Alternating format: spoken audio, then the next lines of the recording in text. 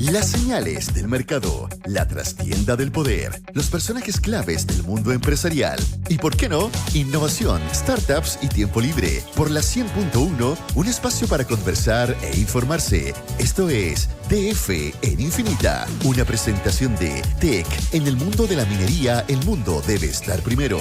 Y con el mejor plan para tus planes, Colmena está contigo.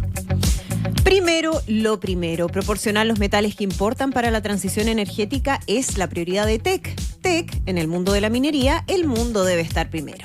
Y Colmena está contigo. Cuando llegas al momento de grandes decisiones, es importante pensar en tu salud con el mejor plan para tus planes pensados para ti. Con acceso a clínicas privadas de primer nivel desde siempre y hoy más que nunca, Colmena está contigo.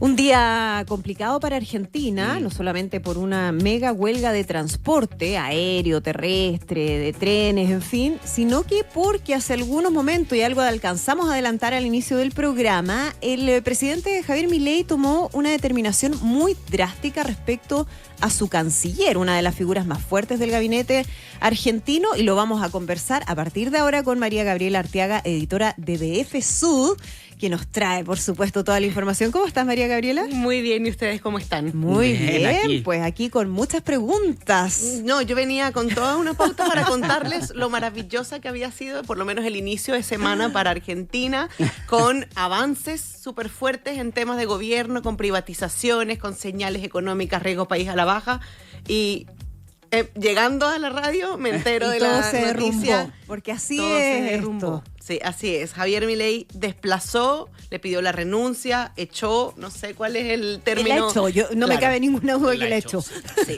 A Diana Mondino, la canciller, quien había sido además nombrada por él o designada en el cargo desde la campaña, sí, pues. Una de las figuras, como decía, más importantes o más sólidas de su gobierno, con una trayectoria súper reconocida además en el mundo diplomático. Y bueno, ¿y por qué? Porque Argentina decidió hoy apoyar o votar a favor de Cuba o a favor del levantamiento del embargo a Cuba, esto en la ONU, una resolución de la ONU, dos hitos que conversábamos hace unos minutos inéditos, además para en la región y para el gobierno argentino, y viene a reemplazar, o ya designó a su reemplazante, es un empresario también muy reconocido argentino del grupo Wertheim, que ahí estaba yo tratando de hacer las conexiones, pero debe ser sí parte de este grupo que además tiene como filial a DirecTV Latinoamérica. Los dueños son Grupo Wertheim y Gerardo Wertheim es el que va a asumir como nuevo canciller. Además ha sido una cara súper visible en temas deportivos en Argentina. Y aquí estaba leyendo hace un rato, fue también cara visible durante años de este grupo que les hablaba, este holding que integró hasta el año 2019. Fue presidente del Comité Olímpico Argentino entre 2009 y 2021, del Comité Olímpico Internacional, del Olympic Broadcasting Services desde 2011, o sea, un hombre con mucha trayectoria. Ahora, desconozco realmente si realmente tiene también trayectoria en el diplomática, política, claro, ¿no? Pero es un hombre muy cercano a los hermanos Milei. Más allá de haber asumido la embajada más importante probablemente de Argentina en Estados Unidos, antes de eso no tenemos conocimiento respecto a alguna otra trayectoria en el mundo público. Claro, exactamente. Era embajador desde abril de este año. Exactamente. Pero, mira, acaba de salir, lo acaba de publicar la Casa Rosada, un comunicado oficial a propósito de esto, hace solo segundos, donde dice que la oficina del presidente informa que la canciller Diana Mondino ha presentado su renuncia al cargo de ministra de Relaciones Exteriores. Ha presentado la renuncia un poco forzada. Porque él le solicitó muy amablemente. La renunciamos. Que es el Ministerio de Relaciones Exteriores, Comercio Internacional y Culto. En su lugar asumirá el actual embajador en los Estados Unidos, el señor Gerardo Wertheim, quien liderará la continuidad de la transformación en la política exterior de nuestro país. Dice, aquí la bajada, la Argentina atraviesa un periodo de cambios profundos y esta nueva etapa exige que nuestro cuerpo diplomático refleje en cada decisión los valores de libertad, soberanía y derechos individuales que caracterizan a las democracias occidentales. En este sentido, nuestro país se opone categóricamente a la dictadura cubana y se mantendrá firme en la promoción de una política exterior que condene a todos los regímenes que perpetúan la violencia de los derechos humanos y las libertades individuales. La República Argentina defenderá los mencionados principios en todos los foros internacionales en los que participa y el Poder Ejecutivo iniciará una auditoría del personal de carrera de la Cancillería con el objetivo de identificar impulsores de agendas enemigas de la libertad. Oye, peligroso. Imagínate, empieza como una especie de casa de brujas al interior de la Cancillería, cualquiera que piense un poco distinto, porque hay que decir algo respecto a este tema de que se ha votado en Naciones Unidas.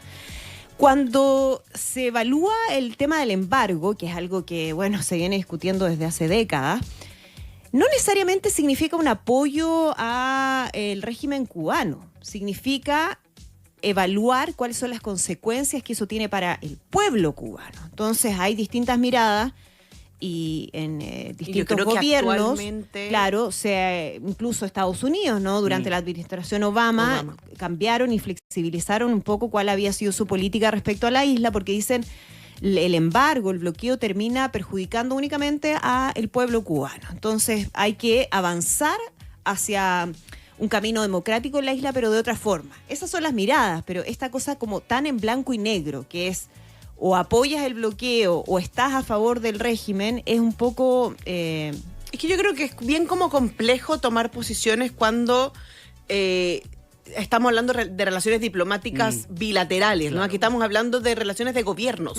Y es súper difícil tomar una posición en el que tú puedas abrir la puerta a que un gobierno dictatorial pueda seguir oprimiendo a su pueblo, en el fondo, si no hay medidas, si no hay sanciones. Y pudiéramos esto extrapolarlo a otros países de la región igual.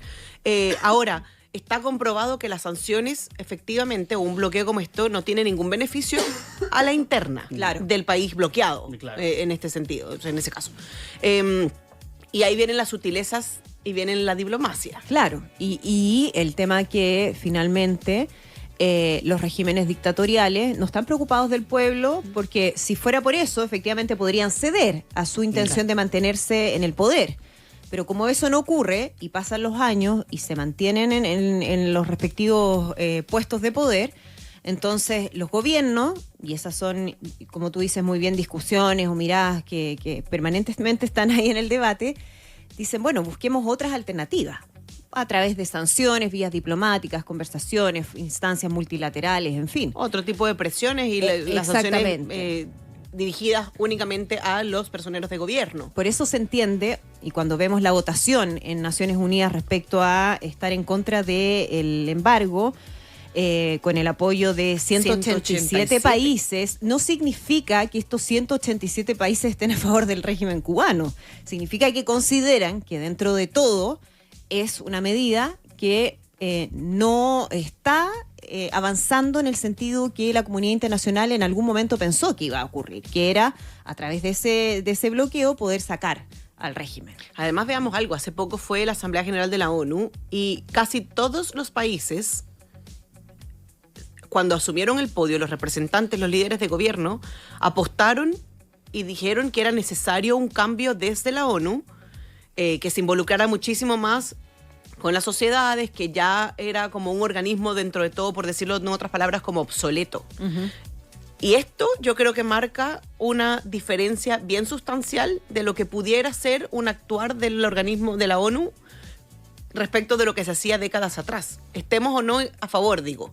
Pero esto pudiera haber sido el inicio o es el inicio de un cambio interno, una mirada distinta, que además las resoluciones de la ONU no necesariamente son vinculantes y son directamente, tienen que ser obligatoriamente acatadas por los estados, por los gobiernos. Pero yo creo que quizás era una buena señal y para mí la reacción de Milei es quizás un poco la toma de manera introspectiva. Quizás no pudo haberlo dejado pasar. Qué extraño. Ahora, viniendo de extraño, sí, ¿no? Sabemos, quizás es pedir mucho. Sí, sabemos, pero sí llama la atención que haya sido Diana Mondino, porque recuerdo, me tocó estar en Argentina reporteando las elecciones y el triunfo de Milei, y si había una figura que estaba absolutamente segura y confirmadísima y contaba con todo el respaldo de Javier Milei, era Diana Mondino desde el día 1. Ella iba a ser la canciller y siempre tuvo mucha cercanía con él. Él muchas veces la alabó a través de sus redes sociales, que es algo que él hace permanentemente. Y además como, acercó... como una figura que iba a sacar a Argentina, que iba a reactivar, ¿no?, las relaciones con las grandes potencias, en fin, especialmente su relación con Estados Unidos, que es lo que más le importa a Javier Milei. Entonces, llama la atención lo drástico de la decisión. Y mira que, contando cómo es Milei, él dentro de todo muy contrario a Lula. Pero no Mondino. No. Y Mondino se ha acercado muchísimo a Brasil y a China. Exacto. Haciendo la diferencia entre lo que piensa Milei y lo que es una política de Estado para acercarse a los grandes socios comerciales. Oye, impresionante noticia. Aprovechemos de actualizar también qué pasó hoy día en Argentina con esta tremenda huelga, que bueno, es una presión más al gobierno de Javier Milei respecto a las reformas que pretende llevar a cabo, ¿no? Las nuevas estructuras que está pensando para las empresas públicas, para Aerolíneas Argentinas y ese gallito permanente que está teniendo con el mundo sindical. Bueno, una gran protesta, una gran manifestación, pero que parece que tampoco fue tan así, ¿ya?